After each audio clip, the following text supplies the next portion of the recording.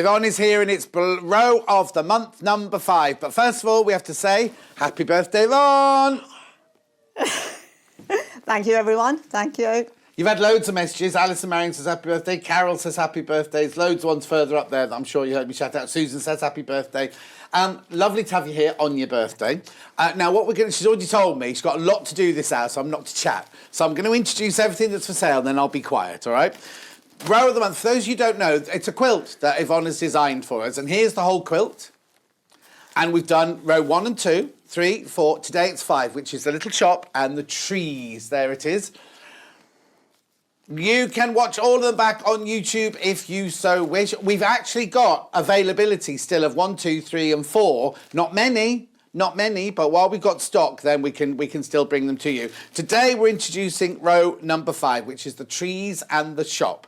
And I'll let Yvonne explain to you how you can make your own. You can make it your own. But £31.99 for row 5. You get the shop and you get the 6 trees and you get the 2 bay trees go either side of the shop.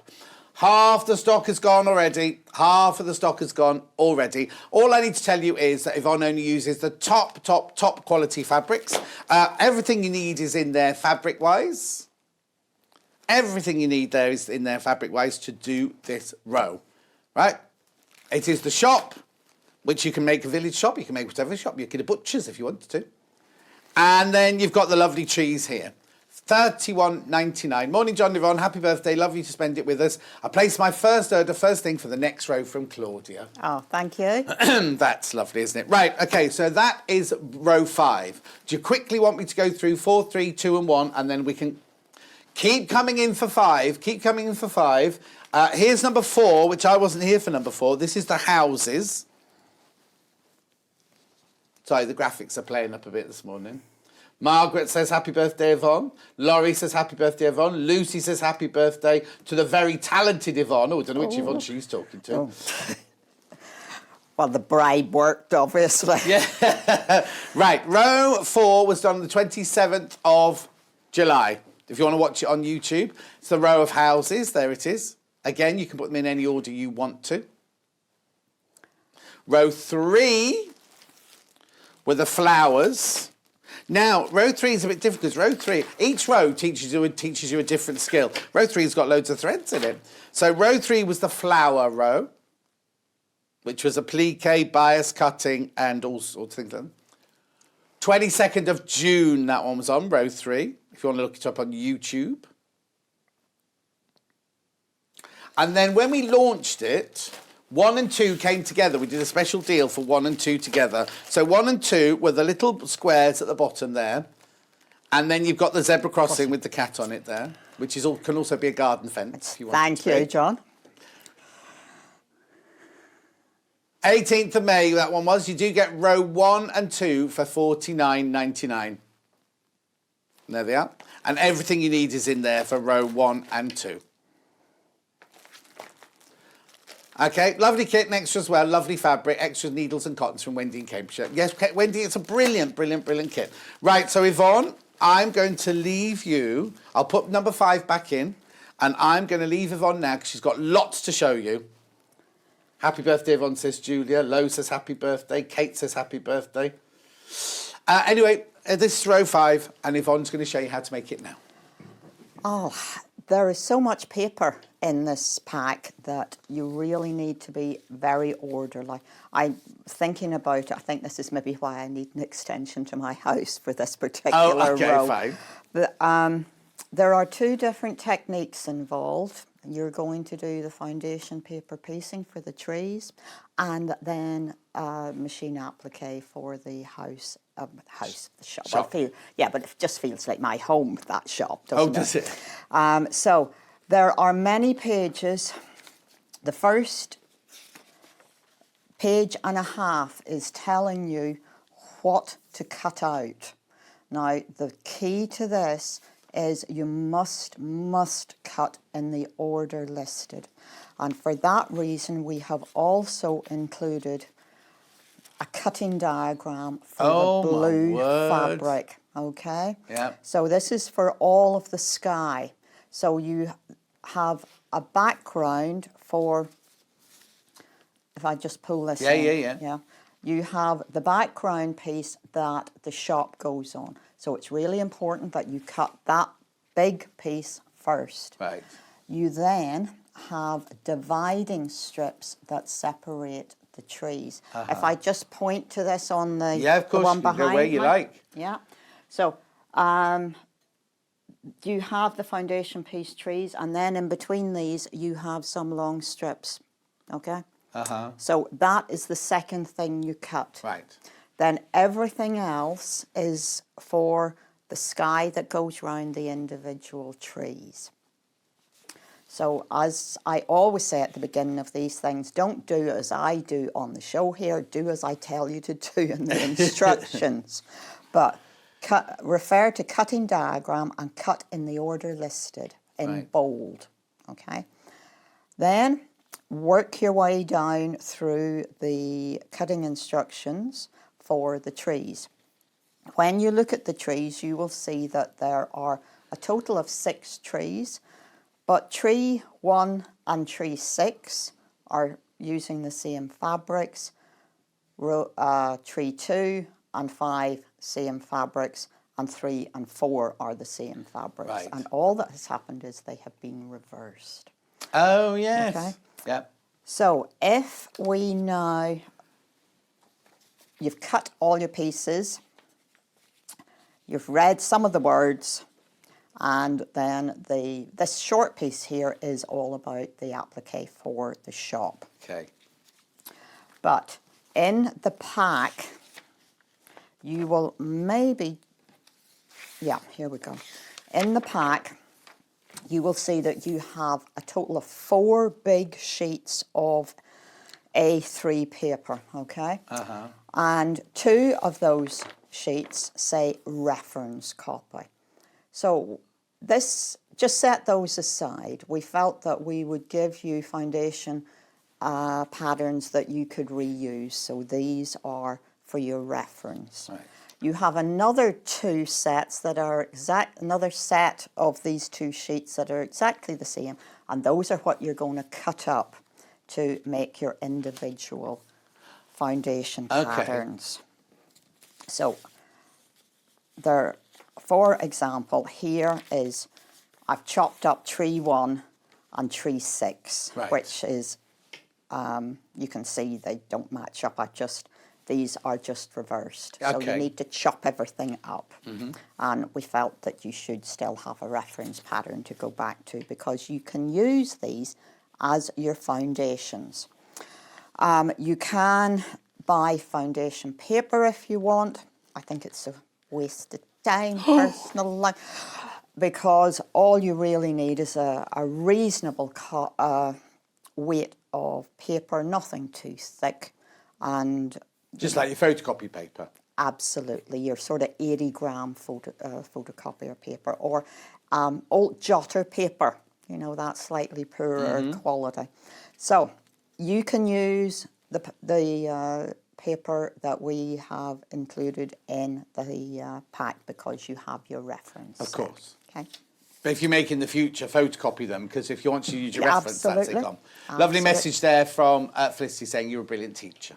Oh, that's too kind. It's just, I enjoy sharing the information that's in my head. Not all of the information. No, we don't that's all in my of it. head. Thank no, you very that much. Would not. So, we've had loads of birthday messages, but we won't read them out because we know you've got lots to do. But thank you very much for well, sending I them. am back in an hour's time. So Oh, yes, we can read some of should that be then. a little bit easier All right, then, during perfect. that. So, foundation paper piecing gives you really accurate, sharp points. You can see I've made some trees. I have not made all of them yet for this row. But let me say that if you are an experienced foundation paper piecer, then you do it the way that you are most comfortable with. It's the key to foundation piecing is always to make sure you have sufficient fabric. In our patterns, we have given you the inner line, which is where the seam will be when you join this onto another block or onto your dividing strip. But you actually have to make sure your fabric goes to the outside line. because that is your seam allowance. That little piece there is your seam allowance, and you need to cover that with fabric so it is available to then become the seam allowance in the block that it is being attached to. Whenever I'm foundation piecing, I like to cut the pieces in advance so that I know the piece, the rectangle square that I've cut, is going to be big enough to cover the area. Some people just have one big long strip and attach as they go. That's not quite orderly enough for me. So this is why you have this comprehensive list of cutting instructions for the pieces. You are going to go in numerical order, so you are going to start with piece 1, 2, 3. Then move on to the next row, 4, 5, 6, 7, 8, 9, and then finish it off with the top row. So this is where you will find that a light box comes in very handy. You are going to be working on the reverse side. You're going to be placing your fabric on the reverse side of this piece of paper. You're going to be sewing along the lines that you can actually see. So to start with, this is slightly different. But do I need to move Do you mind this? sliding it just a little bit across? Will that mess you up? There you go. Okay, so this is going to be, in the past I've just held this up against the window. You just need to hold it up to the light. Whenever you are starting, as always, the aim is that you have two pieces of fabric with right sides together. So the very first piece that you're going to put on, piece number 1, which is the trunk of this tree, you're going to put over the area that has number 1 in it, and you're going to have it right side up, because the second piece that you're going to be putting on, which you're going to put on to go along the line that joins area 1 to area 2, is going to be there, okay? Now, I would then pop a pin in that. In month 1, we have included a pack of sewing needles. By the time you've reached this row, you might be ready for a new needle. By the end of this row, you definitely will need a new needle in your machine, because you are going to be stitching through fabric and paper, and of course nothing blunts needles and scissors quicker than stitching through paper. I now have a pin that has this, the two pieces of fabric covering the entire area, and I am going to just have a little wriggle because I want to make sure that I have covered the area with just about 1/4 of an inch. Okay, so that's where I'm going to be. Because you are going through the paper and the paper will be removed, you want to make that process as easy as possible. So your stitch length, you want to bring that down to probably a 2. It's a 2 on my machine. You might be thinking about something even smaller than that. So make sure your fabric is flat in below. And that's because I've got the pin in the wrong side. I could see you put it in. I thought, I'm not going to say anything. She told me to be quiet in this hour. Yes, but I don't actually expect you to be quiet. Oh, you didn't expect me I have no expectations of that actually happening now, do I? No, I would much rather you were enjoying the process with me. I am enjoying it. Enjoy the process with me and tell me whenever I get it wrong. Yeah, all right. So, sewing machine, your stitch is going to be at a 2. You are going to stitch on the line. There's no gauging a 1/4 of an inch or anything difficult. You are simply going to sew along that line. Okay? Do you go right to the end? Yeah. Well, yes, I have a little bit extra. Oh gosh, what's happened? Oh, what's happened? I don't know. Oh, no. Something very interesting has happened. Oh, it didn't sew. Oh, that could be why, then. Well, So, shall we try that again? Yeah. Is your bobbin in all right? I think so. I think it just had got itself caught, I think. Right. Let's We'll see. cut that bit out when we put that live. Oh, you know what? Because you've got no bobbin in. No, I've used a matching thread, and I can't see the stitches. Oh, so it had stitch. It had stitch. Oh, honestly. Oh, I know that, but you see, I've gotten a lighter coloured thread on the back so that people could actually see, but because I'm stitching on a black line with dark brown thread, I couldn't see. Oh. It's old age, isn't it? Yeah. Well, the sun's gone round the earth another year since your last one. Okay, so what I'm doing now is making sure that I have pressed that away. Uh-huh. And we have to create our seam allowance. So we are going to just fold. I'll fold that one. No, I'm actually pretty much okay size-wise. Yeah. Because that is what we have gotten you to sew. We've gotten you to sew that, and the piece that we have told you to cut is fairly much the size you need. But that is beyond what I need. So we're looking at just trimming that off. We're not, we're keeping the paper on. The paper is really going to stay there fairly much until you have everything joined together across the row. So we have pieces 1 and 2 attached, and that's There's that horrendous bit of thread. that had got itself caught under the sewing machine once the scissors had operated. So we are now looking at piece number 3. Yeah, piece number 3, and I'm going to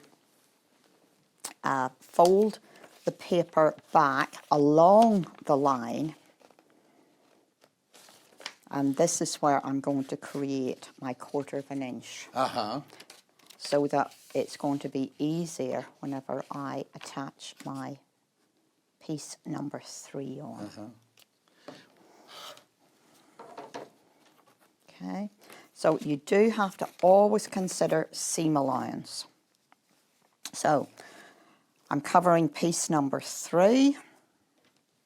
I'm going to be putting that right sides together again, so I'm putting that down there. I know the line that I'm going to be sewing along, so if I do that, you can see that there's the seam, the 1/4 inch seam allowance is going along here, and also it's covering this line across here where they're all going to join up to piece number 4. So let me hold all of that together. I will pop that pin in again just to hold things together.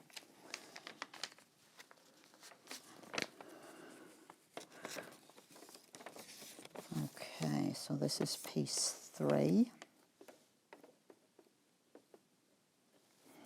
And I am sewing right from the edge. Now, I have a little excess piece of paper at the bottom here that I hadn't trimmed off, but from the black line that we have indicating the 1/4 inch seam allowance beyond the block size.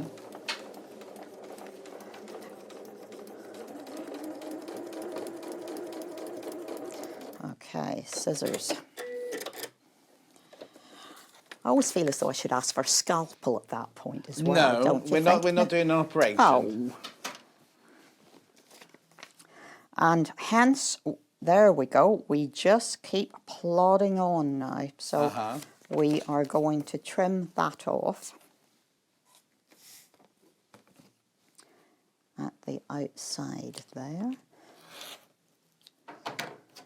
And what we're ready for is the dealing with the joining line between items 1, 2, 3 and piece number 4. Now, I have been finger pressing this. I do actually have an iron here, and I think now that I have those pieces... It's like a pressing board. You see, that's why you're here, John. Yeah. This is why you earn the big bucks, isn't it? I wish. Okay.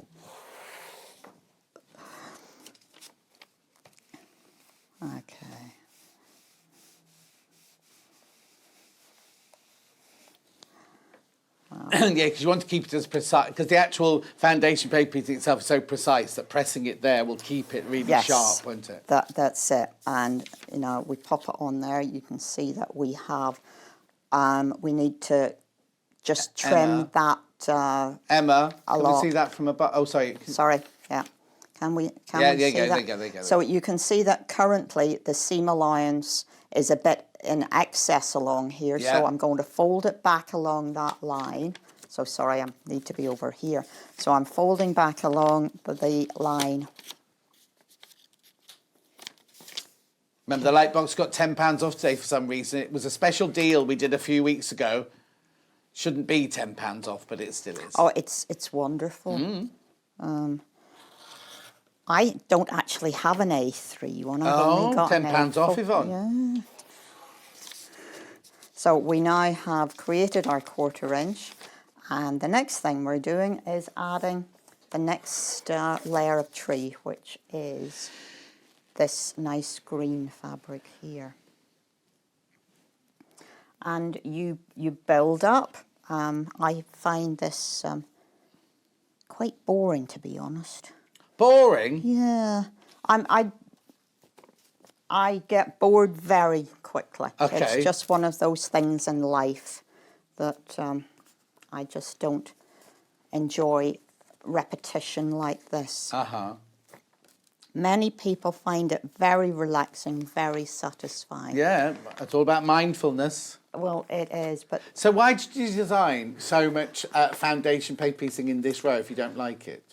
Well, it's a technique that is really very useful, and if you want to do something like a mariner's compass as you go through your quilting journey, that's the very first thing I ever foundation pieced was a mariner's compass. And that you need to have gotten on top of how this actually works so that you can do something as complex as that. And that is where the benefit of foundation piecing comes in. You see, I've said this story several times. My friend Shimoy Mary hadn't done sewing since she was at school. When we first opened Sewing Quarter, she tried lots and lots of different projects and didn't like any of them. Then we did the balloon quilt in foundation paper piecing, and she absolutely loved it. And you know my skirt from Al, which you brought some blocks in very kindly this morning, she's done foundation paper piece roses, and she finds it the easiest but most satisfying thing to do. Yeah, and it is so precise. And she loves it. She loves the repetitiveness of it and the kind of the fact you can lose yourself in it by repeating yourself. Yeah, and it doesn't work for me. No. But then there's something you'll love doing that she hates doing. Do you know what I mean? Absolutely, because I like to have my hands busy, not necessarily sitting at a sewing machine. Yeah. But whenever my hands are busy, that's whenever I get the opportunity to relax. I think though it's worth it because the finished effect you get of foundation paper piecing is so precise and so lovely, and that it would be too difficult to do it as a piecing, you know, to get that precision with just normal piecing. And this we had designed this as a learning journey through these rows so that people get the opportunity to try different methods of different techniques. Yeah. Because whenever you come to, right, we are going to create the seam allowance for where we're going to attach piece 5 and piece 6.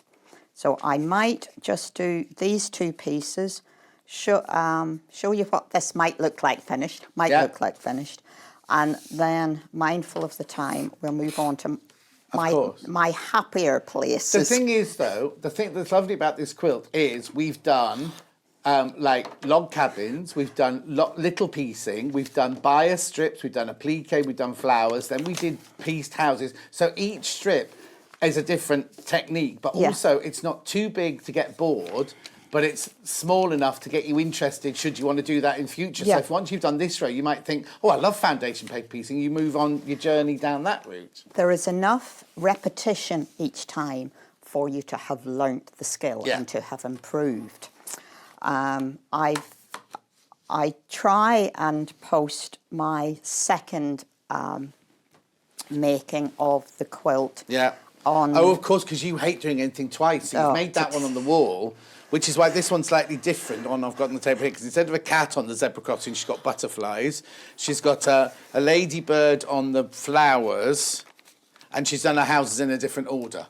Yeah. And ladies very kindly also send their post their pictures. Yeah. And we have some ladies who are actually needle turning the flowers on the flower row. Oh. Where I've done it as machine applique. Yeah. They are needle turning there. But if that's what they love doing, then why not? Well, this is it. And this is why this particular project is great for whatever skill level, because you can create it in whichever way suits you best. Mm-hmm. So piece 5 we're going to put on. We have just created that seam allowance there.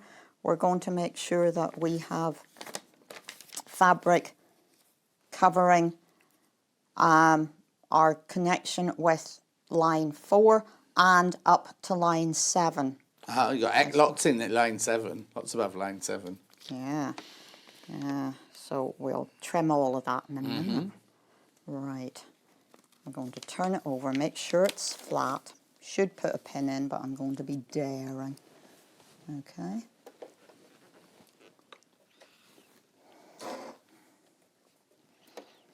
And do you know, I'm so used to sewing with 1/4 of an inch from the edge of the foot that actually you don't have to have your machine at 1/4 of an inch here, because you are stitching on the line. Yeah, you've got the line to follow, haven't you? So you just are in your middle position whenever you switch your machine on.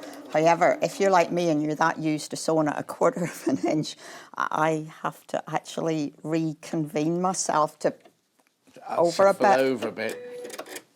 Because it's not quite where I'm used to seeing the needle go. But we are remembering that we are doing our smaller stitch. I'm going to trim that up along there.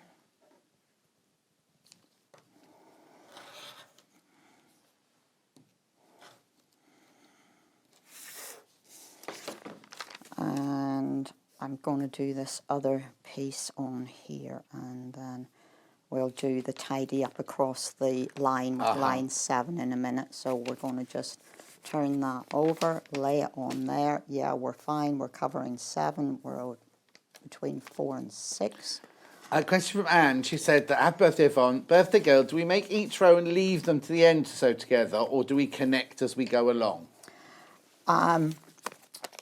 You connect as per the sample that John has there. That is approximately half the quilt, and I would suggest that that is all that you do. This tree row that we're doing next, that I'm doing today, I think you make that the start of the second half that you're going to stitch together. So that we're going to really assemble 2 halves. So you get this far with this one, stop, and then pretend this is row 1 of the neck of the top bit. Yes, because we have quite a few seam lines across where the stars join onto the flying geese. And we think it's easier for you to stitch those 2 rows together, then add the trees on, and then join the 2 halves together. So if you've gotten yourself up to and including the houses, yeah, go ahead and join those together. I suppose the only other thing to say is, depending on, if we look ahead, depending on how you think you want to quilt this, again, you might want to think, I can put half of this quilt under my domestic sewing machine, or you might be happy to construct the whole of the front before you go on to consider quilting. Emily says she loves watching you doing paper piecing. I've never tried it before and looking forward to giving it a go when mine arrives. Happy birthday from Emily. Thank you so much, Emily. And that, you know, that's all I'm about here. It's encouraging people to try something different, but to find something that you find is your creative space and that you enjoy. So I'm going to do that. then we're going to... you know what? I need a half and half board, John, don't I? Not a turnover board. I need a half and half board for this. So, again, making sure that I'm nice and flat. Then we are going to go along line that joins on to 7. And we're going to trim all of this off.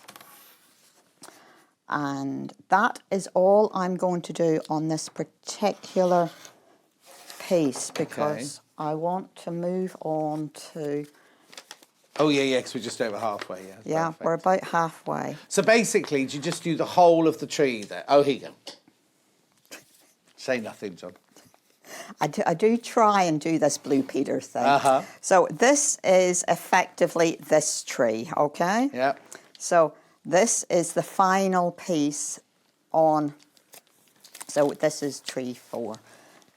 Just mark everything up, even if you're just marking it in pencil so you can rub it out again, or a Frixian pen, whatever. Just keep marking things, because there are lots of pieces here.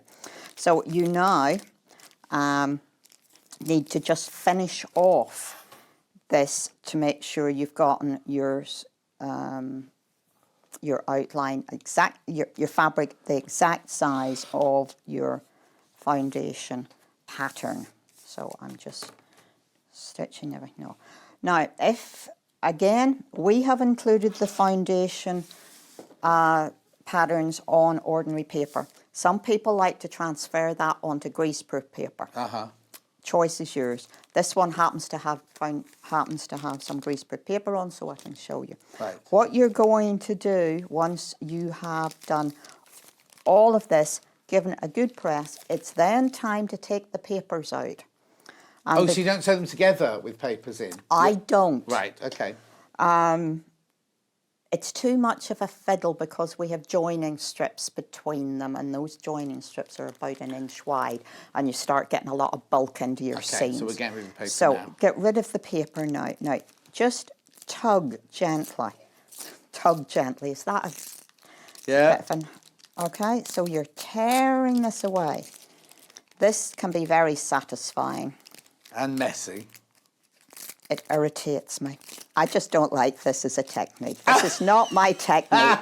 This is not for me. Maybe you should have sent one of the ladies from the shopping I should have done, shouldn't I? Yeah. Look, in the right place, this is a wonderful technique. It is very... I like to do things once. Yeah. And this, you're repeating process. But anyway, you're tearing all of this out. Get your frustration out on this. Yeah, exactly. Oh, Hannah needs one of those today. Yeah. Cherie says, happy birthday from New Zealand, Yvonne. Oh, my gosh. We've just hit lockdown from tonight. You know what that means. More sewing, more gardening. Love this quilt. Wish we could get it here. Maybe, Cherie, we'll send her to New Zealand. She could do it out there as well. Oh, I've always wanted to go to New Zealand. Oh. And you know that this show that I'm doing in Belfast, I'm doing it with 2 other ladies, and one of those is a New Zealander by birth. She came across here and married an Ulsterman, so she's been here for many, many years. So I've always wanted to take a trip to New Zealand. If you watch the next show, we'll talk more about Yvonne's show during the next show, because I know she's got lots to do, but there's a show in Belfast from 1, 2, 3 of September. Tickets available now. Right. So... lots of trees. Repeat making trees until you have a total of 6 trees made. Okay. And I then, when I was redoing this at the weekend, I then set all of that to the side and simply had out in front of me my full-size pattern for the shop and the associated background elements. Now look out for some subliminal advertising in a minute. Oh yeah. Well, I do kind of live at my shop whenever I'm not. 21 years now I've been in that. So it's like Party? Well, maybe 25 years will do something. Do you reckon? Crikey. Yeah, I know. So, having remembered that this blue piece is the first piece you're going to cut out of the large piece of blue fabric that you have in your pack. You've actually gotten 24 inches of blue fabric across the width of the fabric in that pack. So this is the first thing you need to cut. It's the biggest piece. So one measurement that I noticed we hadn't put in the instructions, 1.5 inches up from the bottom of the blue. Right. No, I beg your pardon, 1.25 inches. 1.25 inches from the edge of the blue is to position the building. Right. So this is the main piece of the shop, okay? So you want to just position that. Now all of the work that you're going to do initially is going to be on this cream piece of fabric. This is where you get to make it your own. Follow the alphabetical listing. So A is your cream piece. B is your roof. Remember to get your roof tiles the right way round whenever you're cutting out the roof. Yeah, but yeah. There's tiles printed on there. You can't see it very well on our screen. There are tiles printed on there. Yeah, so just make sure your tiles are coming down the right way. Then set your roof aside, and you're now looking at how you're going to deal with the windows, doors, awnings, etc. So the door, the blue piece of fabric, leave the paper on the, these have been bonder webbed, so it stops them fraying around the edges, but leave the paper on the back of the door to do the next piece. Right. What you're going to do is piece C is the door, piece D is the window. So cut D out with bonder web on it, peel the paper off the back of that, apply it onto the door and press it on. Right, which is why you're keeping the paper on the door. Otherwise you're going to have a messy ironing board, and we don't like that. we don't. It's very... So then simply a couple of lines of machine stitching to create the window panes in the door window. Couple of lines of stitching to do it by hand or machine. I did it by machine to create a little hanger for your open sign. Now, to create your open sign, you need to embroider that before you put the bonder web on the back. Of course. Okay, then put some bonder web on the back, cut out the little shape, and hopefully that is the situation I find myself in at this point. Right. Thank goodness I wasn't trying to do this with my grandchildren yesterday. No. No. Did you have them over yesterday? I did. We made bunting instead yesterday. Oh. Alphabet bunting. So that Isaac, who is heading off to school soon, gets the opportunity to do as Albay says. Oh. Yeah. Oh. Oh! I did, didn't I? Oops, don't let Elliot know. It's all right. I got it off in time. That's what you don't do, okay?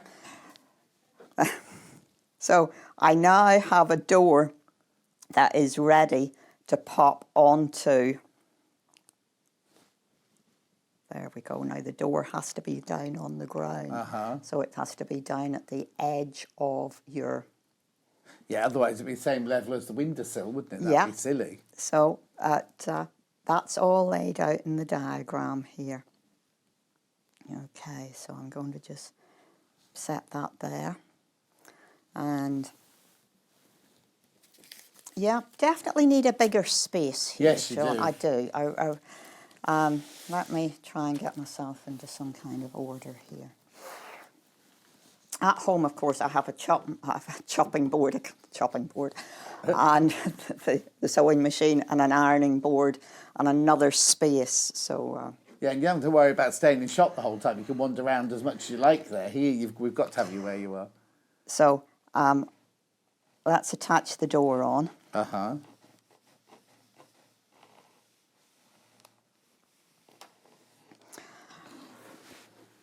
Now, this would then be stitched around either with satin stitch, a blanket stitch, a zigzag stitch, whichever you're most comfortable doing, or by hand or machine, okay?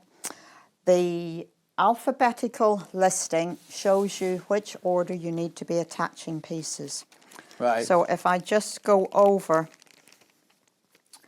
the layout for the second window, and if you pop your cream piece on top of that, on top of your light box, you've got a really easy level of construction. Because life is too difficult, why don't I just do that? If I put a ruler there, then I know that is where I'm going to need to put. So now, F's come before G's on the little construction here. Yeah. So that means I'm going to be tucking. Oh, I see, yeah. That there and there. Now I'm not going to stick these in place. I've got the papers behind it still. And then that's over the top. And I need to just push that over a bit. Now, I have obviously started to personalise this a bit. So, it's as simple as that, okay? You just align yourself. Now, that actually needs to be a little bit further up. If you don't have a light box, you can just use your ruler to make sure that you are level on both sides, yeah?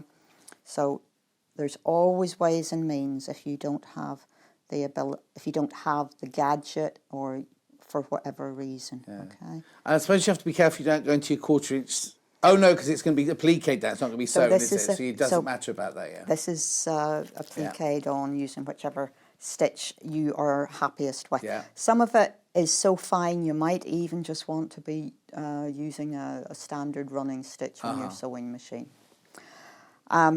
So that is what your construction is going to look like. Again, I have embroidered, and you need to embroider on the back of, you need to embroider the cream fabric generally before you start popping all of this on. Yeah. So what I've done to make sure we can stick down this piece is I have cut pieces of Bondo web and simply put them about a depth of a 1/2 inch around the edge. So I'm not impinging on any of the area where I need to be stitching. So that's the back of my embroidery. Find the middle of your shop, find the middle of your background and align them, okay? Distance between your edge and the bottom of the shop is 1.25 inches. Make sure that your pots are level. We've used the same fabric for the pots as we've used for the roof. Okay. So we've got that nice range of colour, so pulling your eye in, but got some little highlights at the side.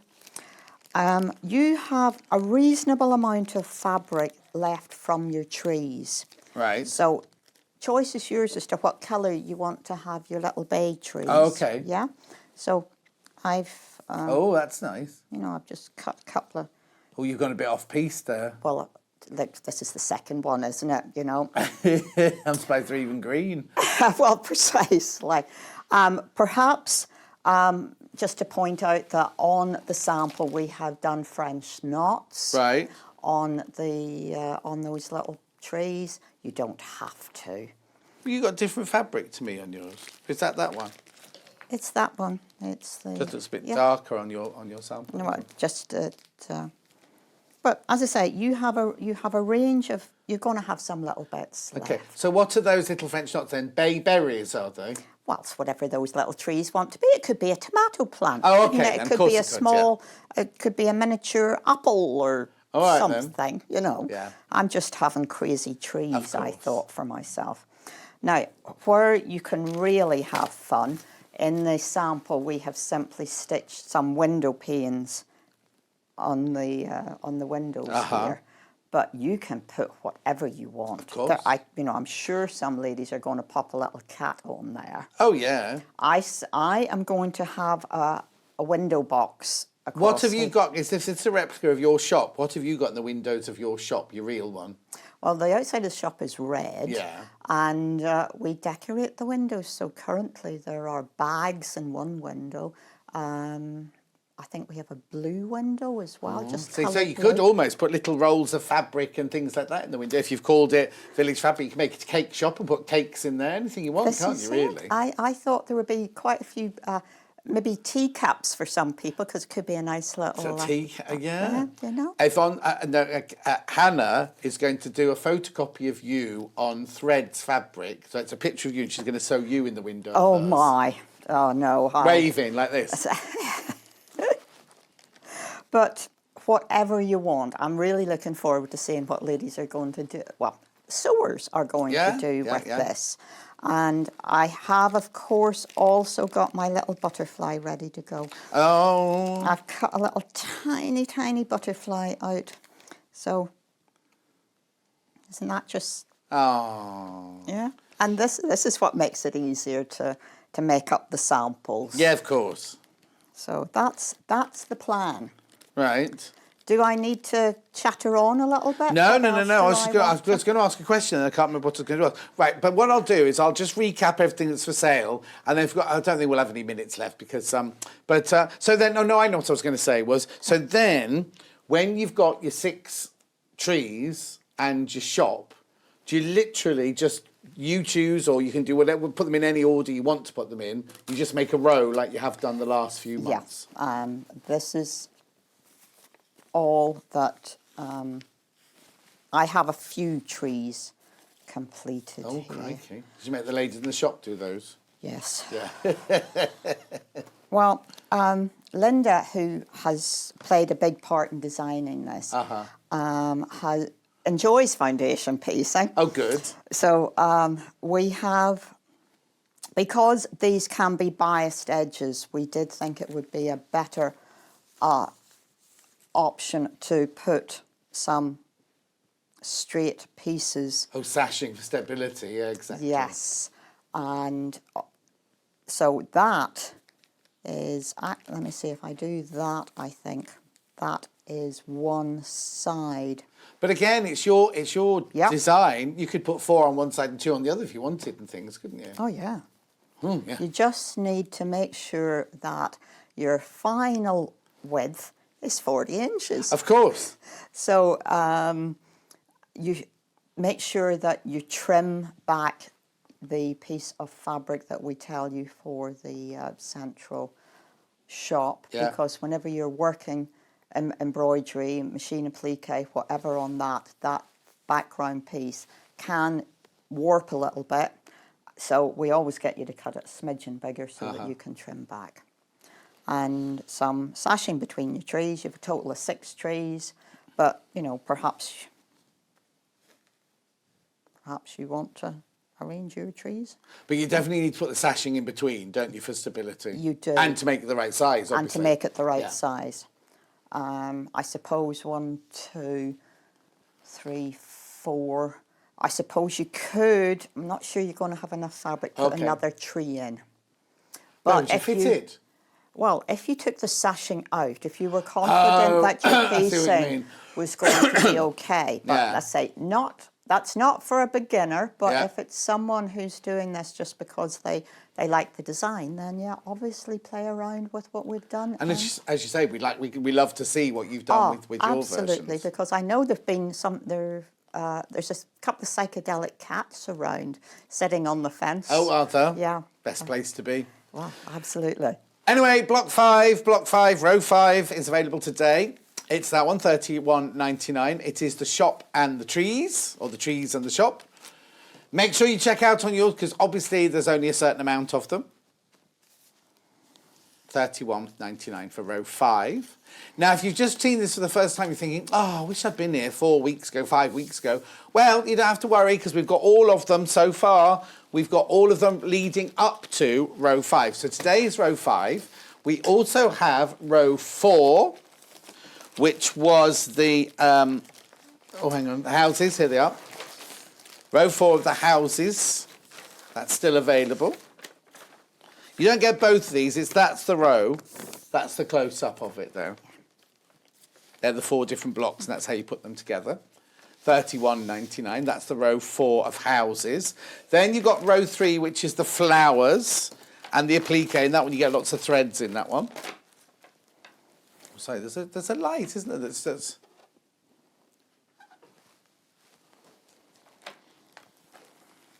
there you go.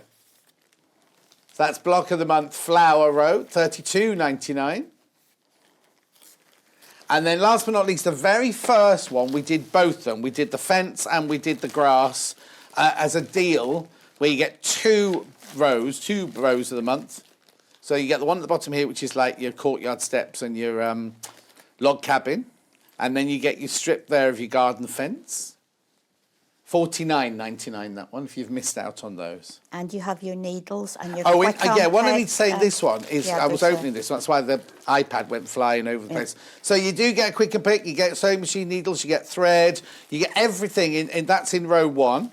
So you've got a whole packet of needles to get you through the whole project, really. And then all your instructions and everything like that. And it's beautiful, top quality fabric as well. No cutting corners at all. Right, so Yvonne will be back in an hour's time where we're doing 2 Christmas projects. We are doing the robin and we are doing the, the nightscape. Now, we've decided that one could also be called winter. You don't want to call it Christmas. If you're not interested in Christmas Day, you can call it winter as well, that one. It's lovely, isn't it? So that's Yvonne in an hour's time. Don't go anywhere, though. I'll be back in about 3 or 4 minutes, and I've got a workroom, tools and bits and bobs like that. We will see you, thank you, Yvonne. We will see you in about 4 minutes from now.